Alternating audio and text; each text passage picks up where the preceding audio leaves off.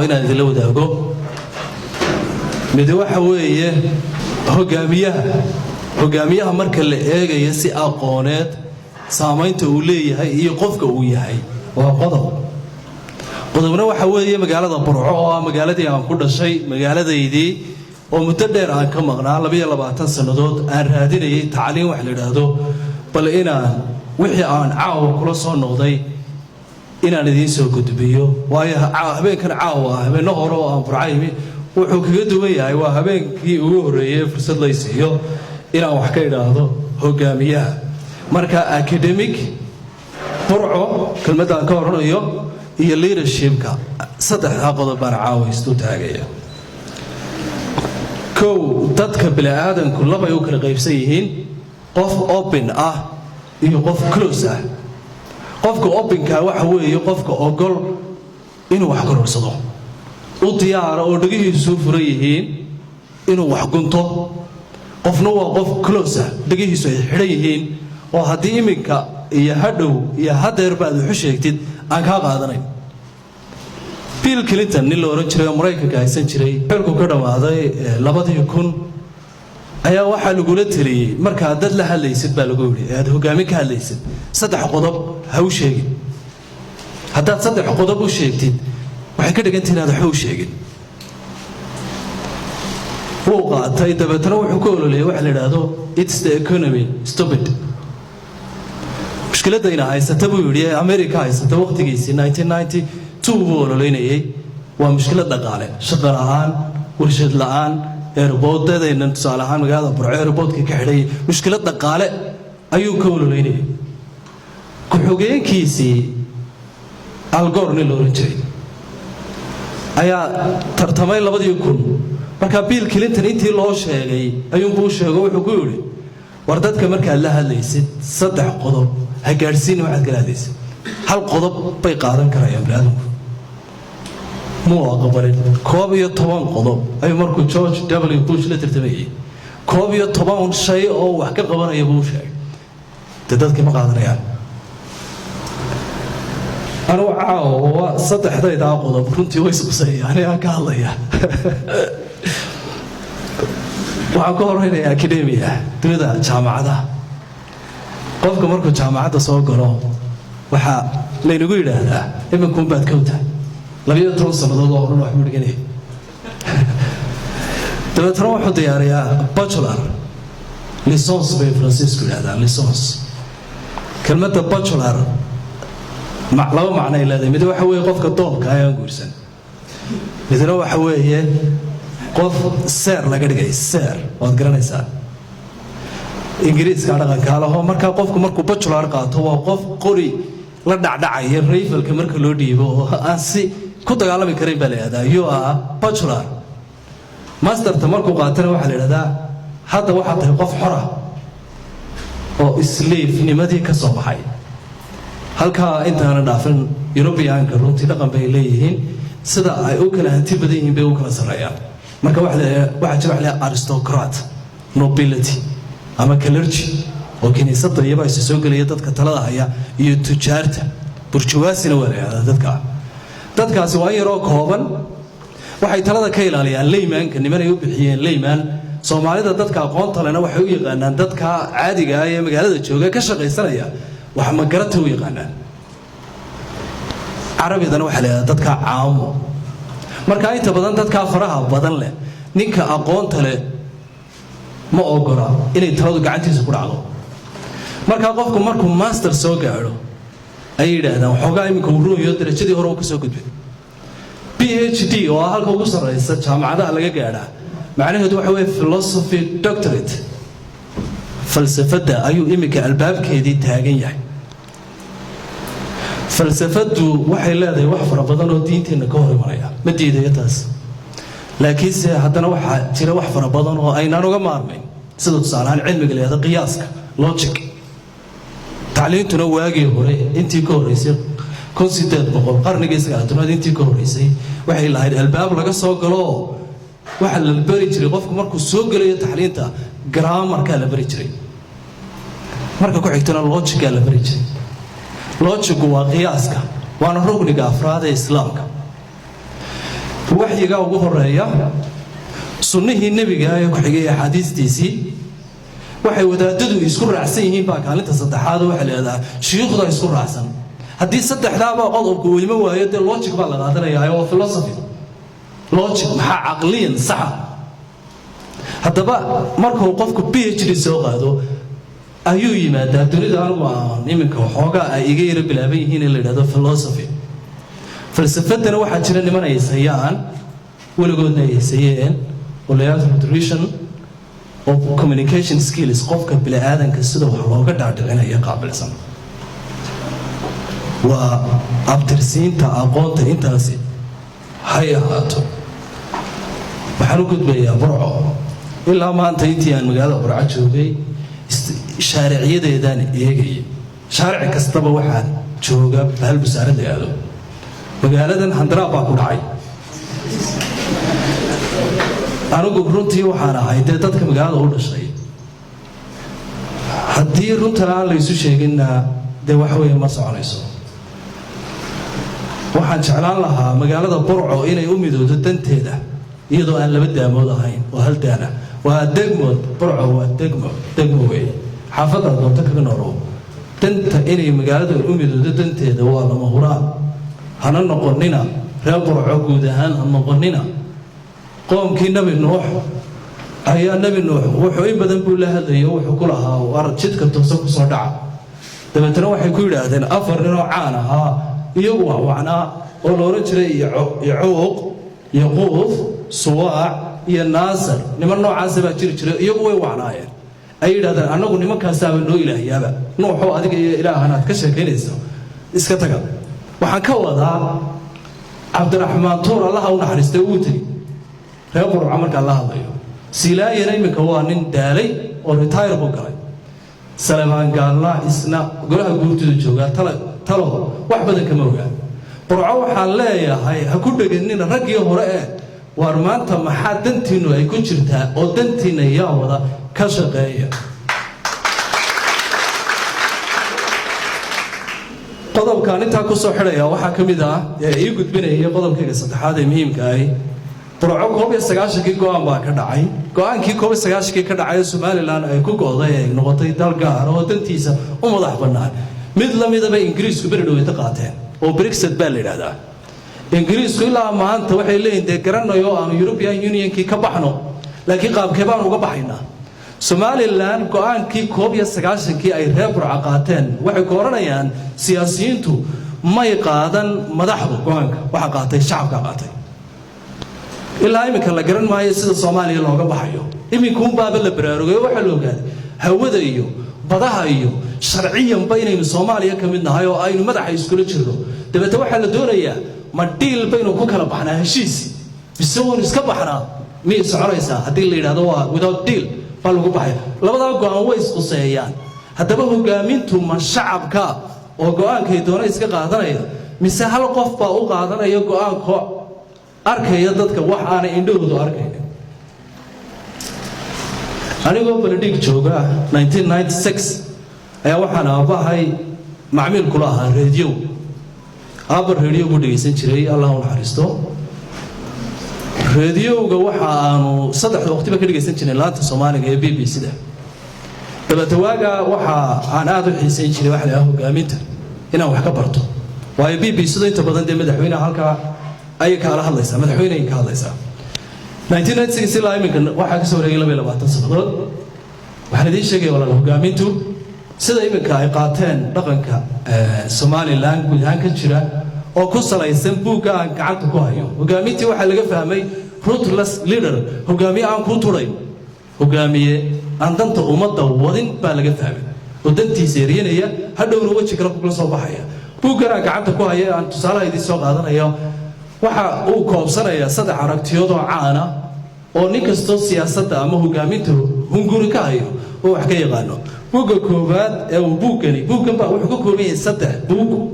ka koowaad waxa la yiraahdaa The Prince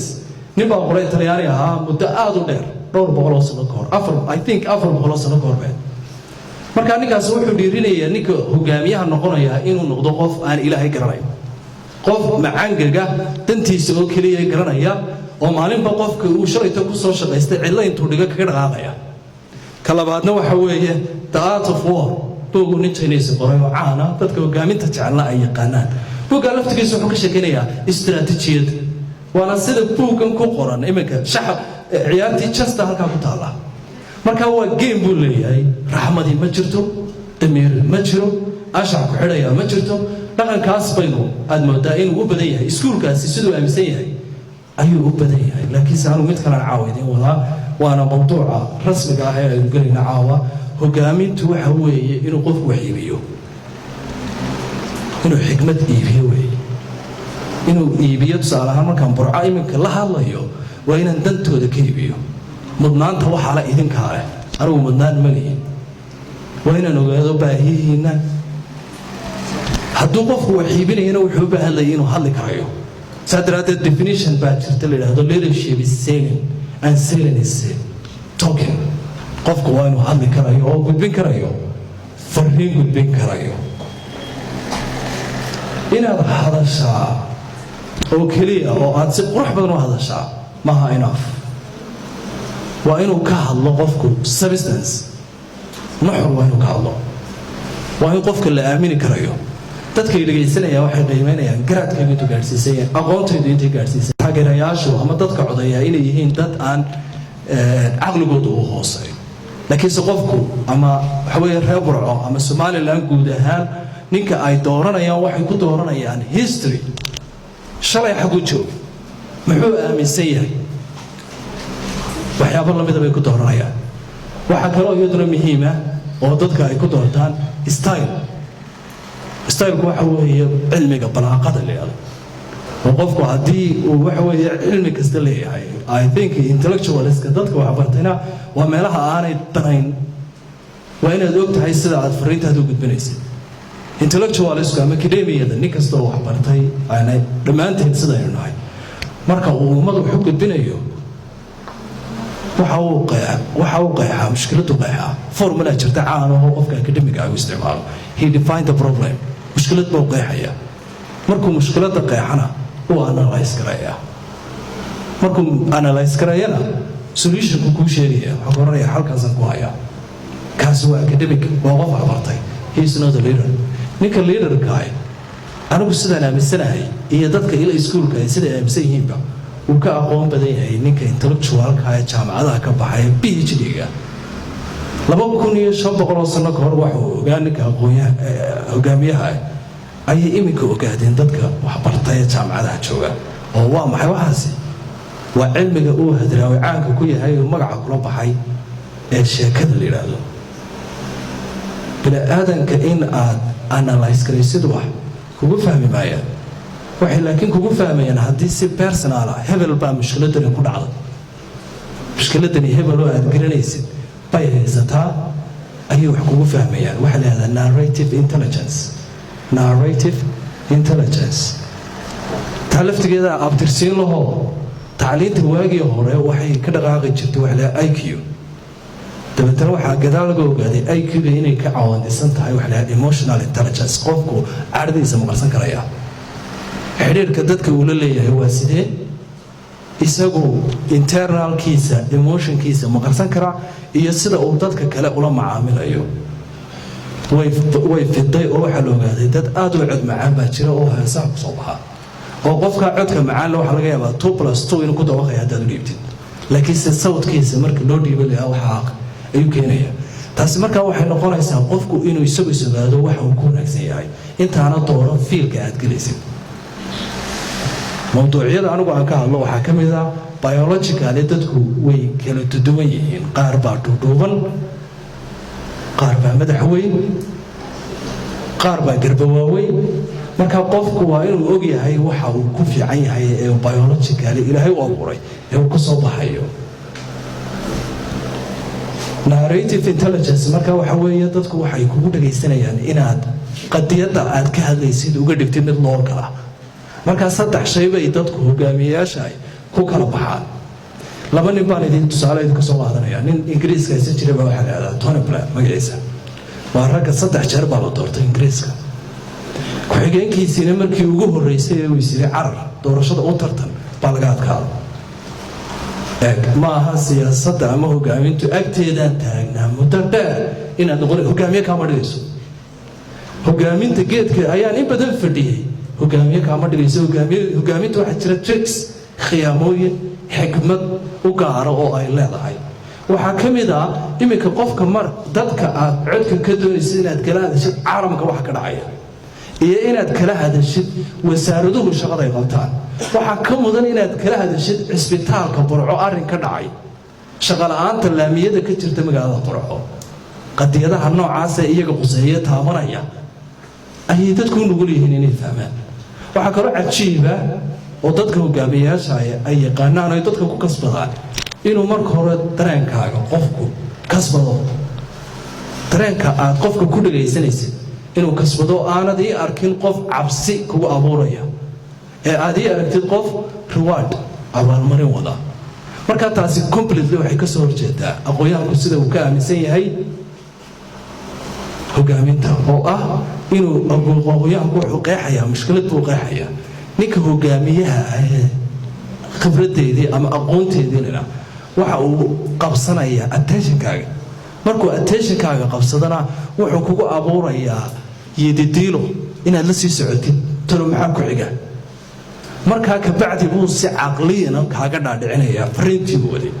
isagoo isticmaalaya wax la yidhahdo confirmation bias. waxa aad adigu aaminsan tahay ee uu ninka qofka codka laga doonaya aaminsan yahay ayaa muhiima, ee maaha muhiim xaqiiqada biyo kaba dhimcaanka ee meel taala muhiim aha. waayo qofkan waxaa laga yaabaa inaanu la fahansanin waxa anigu aan doonayo. marka hogaamiinta reer galbeedku waxaa jira iskuullo u gaaro oo ay ka bartaan, dad baa jira gaaro oo ay baraan. wixii ka horreeyey qarnigii 19aad qof kastaba waxaa la bari jiray balaaqada. wixii laakiin maalintaa ka dambeysay dadka lama baro balaaqada. qarnigii 19aad wixii ka horreysay xisaabta dadka lama bari jirin, laakiin maanta meel kastaba xisaabta dadka waa lagu baraa. calculus baa iimaanka lagaaga qaadaya. meed ila diidantiintaas xisaabta qof kasta oo adduunka jooga maanta waa la baraa, laakiin sida dadka loola hadlo ee wax looga dhaadhiciyo in yaroo kooban oo loogu talagalay dunida inay hogaamisaba koonto loogu xidho. anigu waxaan qabaa hogaamintu ma aha macangegnimo, ma aha lacag fara badan. waxa weeye dadka inaad kasbatid dareenkooda iyo waxa ay ka cabanayaan oo aad noqotid qof iyaga ka mid ah. hogaamin qofku uma noqon karo dad aanu ka mid ahayn, oo dareenkooda iyo noloshoodii aanu ka mid ahayn uma noqon karayo. ma jeceli hadalka inaan badiyo sababtoo ah hogaaminta laftigeeda ogol 17 minid wax ka badan qofku inaanu hadal 17 minid. marka haddii aan 30 minid hadlo waxay noqonaysaa xeerka inaan jebiyey. waxa kale oo hogaaminta dadka la baro ay dadka ku tashkiiliyaan inuu qofku dhexdooda istaago, u soo dhawaado, halkaasoo istaago. haddii aan halkan istaago oo aan Richard aan halkan maanta la taagnaado waxay ka dhigan tahay inaan noqdo nin intellectual academic, laakiin waa in aan socdo, laakiin ii suurtagelin mayso. waxaan qaybta kale ka dhiganaynaa discussion, su'aalo iyo jawaabo. Ronald Reagan wuxuu ka mid yahay ragga anigu aan ka dambeeyo siyaasiyan iyo hogaamin ahaanba. waxaa jira iyaguna Margaret Thatcher gabadh la oran jiray, waxay gabadhii ugu horreysay ee Ingiriiska ama reer galbeedka ka noqotay prime minister. Margaret waad dareemi karaysaan haweeney bay ahayd. haweenka iyo ragguna way kala duwan yihiin, oo haweenku markay hadlayaan codkooda wuu sareeyaa. marka maadaama communication-ka hadlayay language of leadership oo aan aaminsanahay luqaddu inay tahay halbowlaha. Mahathir Mohamad Malaysian buu ahaa doctor buu bartay, caafimaadku bartay, laakiin wuxuu si gaar ah u bartay luqadda dadka lagula hadlay qabow ee dadka ka mid yahay. Nelson Mandela kadalik maalintii jeelka laga sii daynay Mandela waxaa lagu yidhi soo qaada alaabtaada, boorso yar, sanduuq yar ayuu wax ku gurtay letters, warqadihii hadalkiisa uu ku qoran jiray. hantiba ma wadanba. ninkii u qaadi wayaa oo ku yidhi mee dhar iyo waxba sidanu maxaa dhacay, war intaas istaagu ku yidhi. marka luqad baa jirta dadka madaxda ay ku hadlaan. Margaret Thatcher waa loo fariisiyey. waxaa ugu dambeeya inankii weydiiyey ugu yidhi Soomaalida ayaanu ku daydanaa. anuu Soomaali lagu daydo garan maayo, laakiin 3 qof baan ku sheegayaa. 3 qof waxaa ugu day Barack Obama, nin madow buu ahaa, magaciisu muslim yahay. أمريكا يكون نقطة مدحوينة وحسهلا معها كيوي سيستين هلا كلينتون ويحسوا بكرة كان واحد يكون رجلته مين كان هذا هو شوية واحد كلامه شوية معني هذا البكرات كذا عيد اللي تدرسي هذا ما سنتي سنة والبص وتقل معها إن نفهم برعة تمية هذا الكي قام يلقى ورثة إن برعة لقاعد كذا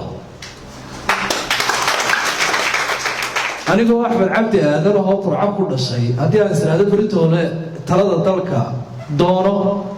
وحا كبر يا برعة يقعد ليس marka burco waa inay danteeda garato burco waa inay danteeda garato